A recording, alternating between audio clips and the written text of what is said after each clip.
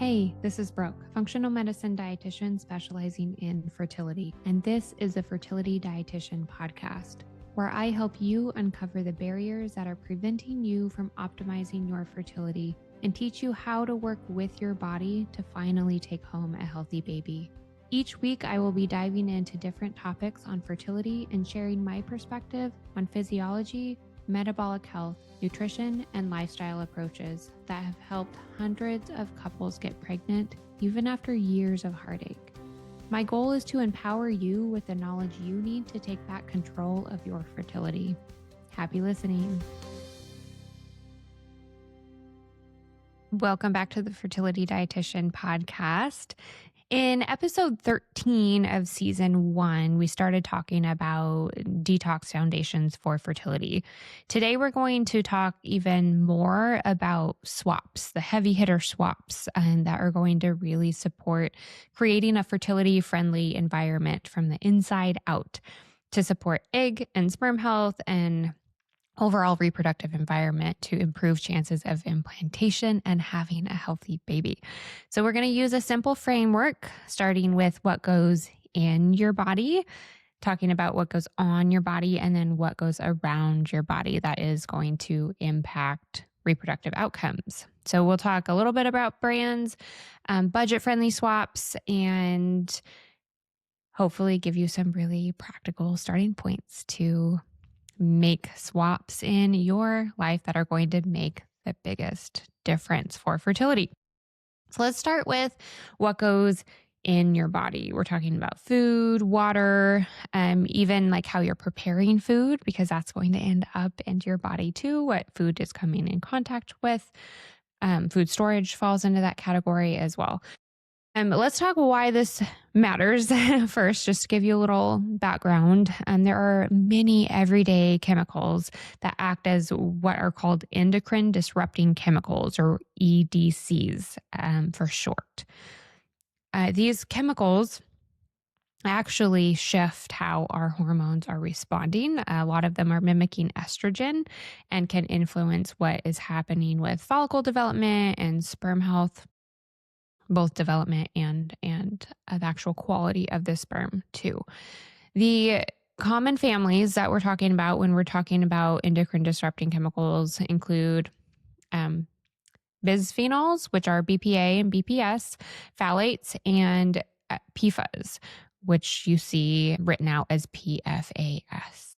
That acronym, we say PFAS for that. Higher exposures are linked to lower fundicability, which is that uterine environment, lower implantation rates, altered ovarian reserve markers, poor semen parameters, and lower or poorer IVF outcomes. And we see this across numerous human studies and mechanistic studies as well. So, not good for fertility. Where we see biggest heavy hitters that you want to pay attention to for what's going in your body includes cookware. So thinking about the pots and pans that you use most often, we do not want them to be nonstick. Nonstick are full of these PFAS and chemicals that are very much negatively impacting fertility for both men and women. What you want to swap them for are pans like cast iron, stainless steel, enameled cast iron, and use these for your daily cooking needs. We keep seeing that there are undisclosed PFAS on PFOA-free pans. So some of those that are marketed as, non-stick but healthy for you or PFA-free are actually not. And we definitely know that PFA exposure is associated with reduced fertility. If you keep a single nonstick pan for eggs, reserve it for low heat and replace it when it gets scratched. But I honestly recommend ditching them all together because we should be eating eggs most days, which definitely increases exposure there. All right. Another area to think about when we're talking about what's going in your body is food storage. So ditch the plastic. especially for things that are hot. You don't want to be putting, like if you're storing leftovers and you just cooked a meal, putting that hot food into a plastic is going to break down those chemicals. It'll leach into your food. And foods that are acidic should not be in contact with plastic either, because acid also leaches the chemicals, mainly BPA, but also BPS, from those plastics into your food, and you end up ingesting them. And heat dramatically increases that BPA leaching from the plastics and the epoxy linings of things, containers into your food. Alternately, you want to choose glass or stainless. Really just swap them all out for all of your food, ideally. But if you're keeping some plastics on hand, make sure that your food is cold and not acidic. Never heat your food in plastic, no matter what it is. Glass jars can be great. Silicone freezer bags can also be really great options for food storage as well. All right, so we have what we're cooking with, how we're storing our food. Another area to think about for what's going in your body is water. Ideally, you're filtering your water. If you have town water, filter on top of what they are doing. Get the chlorine out, get the PFAS out. Chemicals like PFAS are very persistent and associated with lower fundicability in several research studies. So the ability to get pregnant is reduced, which is what that means essentially. So filtering your water well is really important. You should be able to look up your water reports and see what type of filter you might want, in addition to what's already being filtered or altered in that itself. And same for if you are on well water. Get your water tested. Water changes with seasons and with time because our water tables under the ground change and shift with what's in them. So periodic water testing is helpful to make sure your filters are working and you're filtering appropriately for water. Okay, receipts are something else that's going in your body too. Obviously, we're not eating them, but the absorption through our skin is really high, and there's BPA that is on those thermal receipts. We're talking about thermal paper receipts, holding on to them with your hands. There is going to be transmission there. So big box stores like Costco specifically has done away with the BPA in their receipts, even though they're still printing those thermal receipts and you're supposed to carry them to the door before you leave. They're supposed to be bisphenol free, so BPA and BPS free. My hesitation around that is that there's probably another chemical there that we just don't know a lot about that is likely still influencing fertility too. So Costco is a place you can't really go digital. A lot of other places you can. And if that's an option, go digital, get the text receipt or the emailed receipt. Otherwise, gloves can be a good option, or just making sure that you're holding it for as brief amount of time as absolutely possible. Grab it, put it in a pocket, show it as you walk out, put it in the pocket or dispose of it. Immediately don't hang on to it because it definitely has a high absorption rate. All right. And then really prioritizing whole foods is always going to be helpful. Fewer packaged foods is going to decrease overall EDC or endocrine disrupting chemical exposure. Working on batch cooking can be really helpful, just because it's going to be more time friendly for you, but also we can cut back on amount of food storage that we need and the amount of reheating that we're going to be doing as well that way. So those are the main things to think about for what's going in your body. The next area we want to think about is what's going on your body.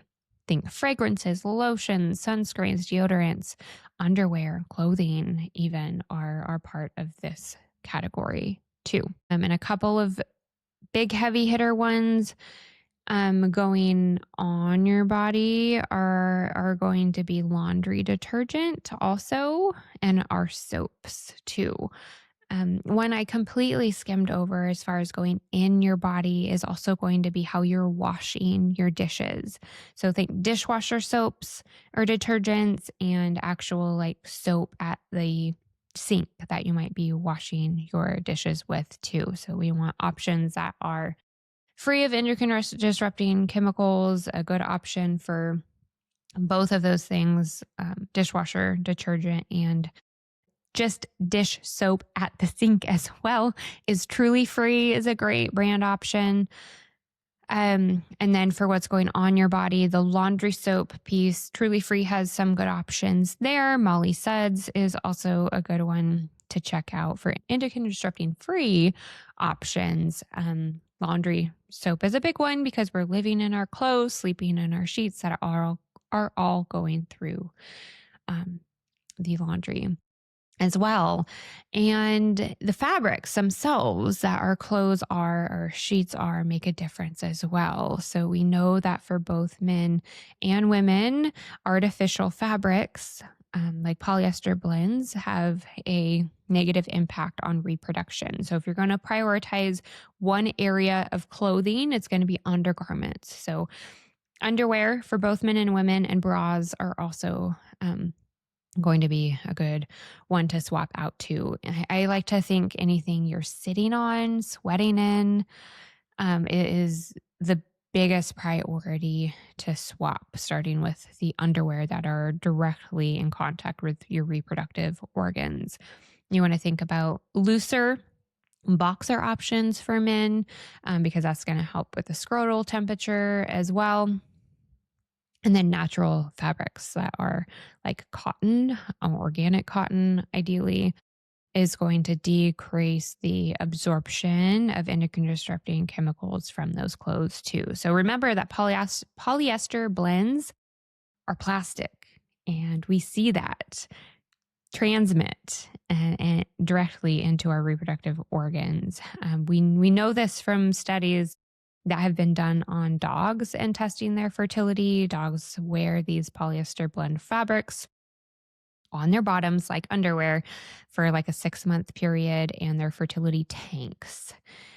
Then they take them off and their fertility returns to baseline. So that is how we know it's the actual fabric that is impacting them. And of course, doing testing like taking blood draws and looking at markers within the blood, we're seeing different levels of endocrine disrupting chemicals when people are using or wearing products in a certain way. Okay, so fabrics are important also. Think about your sheets as well. We often get warm, sometimes sweat in our sheets. We're spending a lot of time in them, or we should be prioritizing sleep and spending a lot of time in them. So that's a good area to think about prioritizing a fabric swap as well as a laundry soap swap too. Other things that are going on your body include fragrance. Fragrance is typically a concoction of chemicals that do not have to be disclosed in the US. Phthalates is a category that fragrance is as far as endocrine disrupting chemicals go. They are linked to altered ovarian and uterine function or semen quality. Go fragrance free or think about essential oils, but really no perfumes or fragrances that are synthetic by any means. Think about fragrances in your other products too, like your lotions and your shampoos. Also, and we'll talk about fragrance again in what's around your body as far as candles and air fresheners also, because they are major endocrine disrupting chemicals. Lotions. So choose products without parabens whenever possible. We do show that there are decreased reproductive outcomes when we have endocrine disrupting chemicals in our lotions, because anything you're putting on your skin is being absorbed. So look for paraben free and fragrance free when you're looking at lotions. For sunscreen, ideally we're looking at mineral options, so zinc oxide or titanium oxide over some UV filters like benzophenone or oxybenzone, which exhibits endocrine disrupting activity.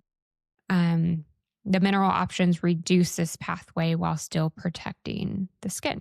Also fragrance free. If I'm not really sure if some sunscreens have added fragrance, but that's worth checking there to make sure it does not have any artificial fragrance in it.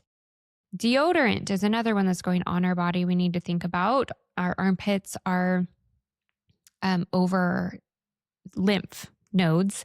So essentially, what's being absorbed there is going straight into your lymph system, which is your detox system, overloading it, burdening it.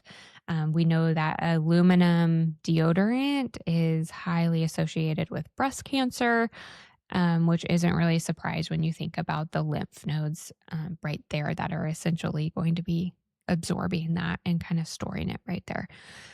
And then an endocrine disrupting chemical. So it's definitely altering hormone activity in the body too. So we want fragrance free and paraben free deodorant, as well as aluminum free also for deodorant. So remember, you want deodorant and not antiperspirant. So antiperspirant is keeping you from sweating.